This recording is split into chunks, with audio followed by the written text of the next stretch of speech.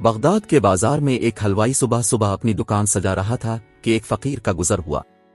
دکاندار نے کہا، بابا جی آؤ بیٹھو۔ فقیر بیٹھ گیا۔ حلوائی میں گرم گرم دودھ فقیر کو پیش کیا۔ فقیر نے دودھ پی کر اللہ تعالیٰ کا شکر ادا کیا اور اس حلوائی کو کہا، بھائی تیرا شکریہ۔ اسے دعائیں دے کر چل پڑا۔ بازار میں ایک فاحشہ عورت اپنے دوست کے ساتھ سیڑھیوں پر بیٹھ کر موسم کا لطف لے رہی تھی۔ ہلکی ہلکی بوندا باندی ہو رہی تھی۔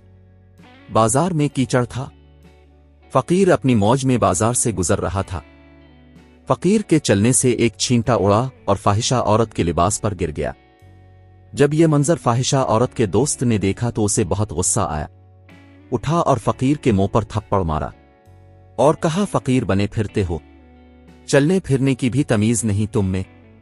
تو فقیر نے ہنس کر آسمان کی طرف دیکھا اور کہا، مالک تو بھی بڑا بے نیاز ہے، کہیں سے دودھ پینے کو ملتا ہے اور کہیں سے تھپڑ۔ یہ کہہ کر فقیر آگے چل پڑا۔ فاحشہ عورت چھت پر جا رہی تھی تو اس کا پاؤں پھسلتا ہے اور اس کو ایسی شدید چوٹ لگتی ہے کہ وہ موقع پر ہی فوت ہو جاتی ہے۔ لوگوں کا شور مچ گیا کہ فقیر نے آسمان کی طرف منہ کر کے بد دعا دی، جس کی وجہ سے یہ قیمتی جان چلی گئی۔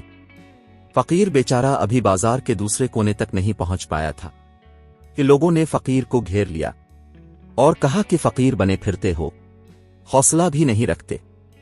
فقیر نے کہا کہ کیا ہوا میاں؟ تو لوگوں نے کہا، تم نے بد دعا دی اور اس عورت کی جان چلی گئی۔ فقیر نے کہا، واللہ میں نے تو کوئی بد دعا نہیں دی۔ لوگوں نے کہا، نہیں، تیری بد دعا کی وجہ سے یہ سب ہوا ہے۔ جب لوگوں نے ضد کی تو فقیر نے کہا، میں نے کوئی بد دعا نہیں دی، اصل میں یہ یاروں کی لڑائی ہے۔ لوگوں نے کہا، وہ کیسے؟